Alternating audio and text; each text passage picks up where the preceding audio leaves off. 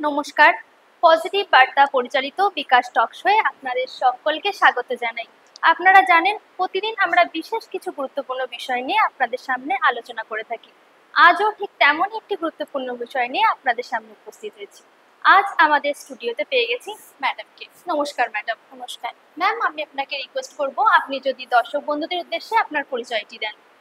নমস্কার, আমি অদিতি কর্মকার। দীপশিখা নার্সিং ইনস্টিটিউটের আমি একজন সিস্টার টিউটর। ধন্যবাদ ম্যাডাম।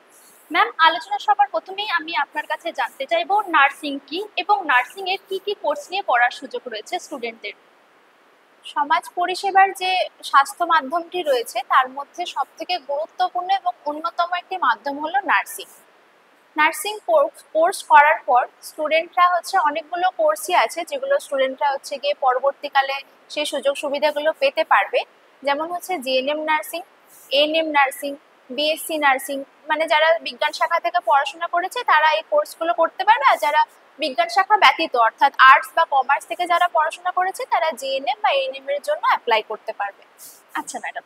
ম্যাম, আমি আপনার কাছে জানতে চাইবো একজন স্টুডেন্ট কেন নার্সিংকে প্রফেশন হিসেবে চুজ করবে এবং পরবর্তীকালে কেরিয়ারের ক্ষেত্রে তার কি কি অপরচুনিটিস আছে। একজন প্রফেশনাল নার্স হিসাবে আমি বলতে পারি নার্সিং করার পর অনেক সুযোগ সুবিধা রয়েছে। যেমন প্রথমেই তারা ক্লিনিক্যাল ফিল্ডে একজন স্টাফ নার্স হিসেবে জব করতে পারবে। এছাড়াও আরো অনেক পোস্ট রয়েছে, যেমন কমিউনিটি হেলথ অফিসার রয়েছে, নার্সিং অফিসার রয়েছে। এছাড়াও ইমপ্রুভমেন্টের পর তারা এনএস বা ডিএনএস এই পদগুলোতেও যেতে পারবে। এছাড়াও বিএসসি নার্সিং করার পর অর্থাৎ আমি যেরকম একজন সিস্টার টিউটর, সেভাবে সিস্টার টিউটর হিসেবেও তারা ক্যারিয়ার স্টার্ট করতে পারবে এবং পরবর্তীকালে বিভিন্ন ডিগ্রির মাধ্যমে তারা প্রিন্সিপাল লেভেল অবধি যেতে পারবে। আচ্ছা ম্যাডাম, খুব ভালো লাগলো। ম্যাম, আমি আপনার কাছে জানতে চাইবো যারা নার্সিং নিয়ে পড়াশোনা করতে চায় তাদের কি কি এন্ট্রান্স এক্সাম দিয়ে নার্সিং তারা পড়তে পারবে। বিভিন্ন কোর্স যেমন নার্সিং এর রয়েছে তেমনি সেই প্রত্যেকটা কোর্সের জন্য আলাদা আলাদা এন্ট্রান্স এক্সাম রয়েছে। যেমন বিএসসি নার্সিং এর জন্য জেন পাস বা জেন প বলে একটা এক্সাম হয়, যেটা West Bengal joint entrance examination board conduct করে, বা নিট ইউজি এক্সাম দিয়েও তারা বিএসসি নার্সিং এ এন্ট্রান্স এক্সামে আসতে পারবে। এছাড়াও জিএনএম বা এএনএম নার্সিং, তাদের জন্য আলাদা করে এন্ট্রান্স এক্সাম রয়েছে, যেমন জিএনএম এন্ট্রান্স এক্সাম বা এএনএম এন্ট্রান্স এক্সাম।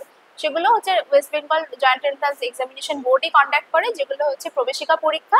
এই প্রবেশিকা পরীক্ষার মাধ্যমে তারা এই কোর্সগুলিতে অ্যাডমিশন নিতে পারবে। আচ্ছা, একজন স্টুডেন্ট কিভাবে এই এন্ট্রান্স এক্সামগুলোতে প্রিপারেশন নেবে যাতে তারা ভালো ফল করতে পারে?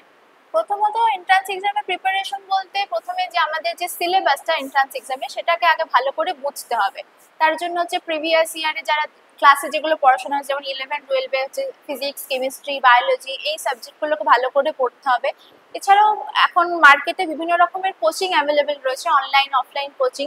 সেই কোচিংগুলো থেকে গিয়ে প্রিভিয়াস স্টাডি মেটেরিয়াল বা প্রিভিয়াস ইয়ারের কোশ্চেন পেপার, বিভিন্ন মক টেস্ট এগুলো প্রোভাইড করে থাকে। তাই এরকম কোনো একটা কোচিং থেকে তারা গিয়ে মক টেস্টগুলো দিয়ে, এছাড়াও গিয়ে ইংলিশ বা জেনারেল নলেজ এগুলোতেও একটু আপডেটেড থাকতে হবে এবং প্রত্যেকদিন রিভাইজ করতে হবে। আচ্ছা ম্যাম। ম্যাম, আমি বলতে চাইবো যে যারা আর কি স্টুডেন্ট আছে তাদের জন্য কি কি স্কলারশিপ প্রোভাইড করা হয়? স্কলারশিপ, বিভিন্ন রকমের স্কলারশিপ প্রোভাইড করা হয় ইনস্টিটিউশন থেকে। যেমন প্রথমেই Swami Vivekananda merit cum means scholarship, যেটা থেকে অলমোস্ট 60,000 পর্যন্ত স্কলারশিপ স্টুডেন্টরা পেয়ে থাকে। এছাড়া ওএসি স্কলারশিপ রয়েছে, যারা মাইনর তাদের জন্য ঐক্যশ্রী স্কলারশিপ রয়েছে, গার্লস স্টুডেন্টদের জন্য কন্যাশ্রী রয়েছে, বিভিন্ন রকমের স্কিম রয়েছে কন্যাশ্রী K1, K2, K3। এছাড়া যেটা এখন সব থেকে বেশি popular student credit card scheme, সেখান থেকেও স্টুডেন্টরা ফাইন্যান্সিয়ালি হেল্প পাবে তাদের এডুকেশনের জন্য। ধন্যবাদ ম্যাডাম, খুব ভালো লাগলো আপনার সাথে কথা বলে। আপনার উপদেশ এবং দৃষ্টিভঙ্গি আশা করি আমার দর্শক বন্ধুদের উপকৃত করবে। অসংখ্য ধন্যবাদ। দর্শকদের উদ্দেশ্যে বলবো কেমন লাগলো আমাদের এই অনুষ্ঠান নিশ্চয়ই কমেন্ট বক্সে জানাবেন। সাথে থাকার জন্য অসংখ্য ধন্যবাদ। আজকের অনুষ্ঠান এখানে শেষ করলাম। নমস্কার। নমস্কার ম্যাডাম। নমস্কার।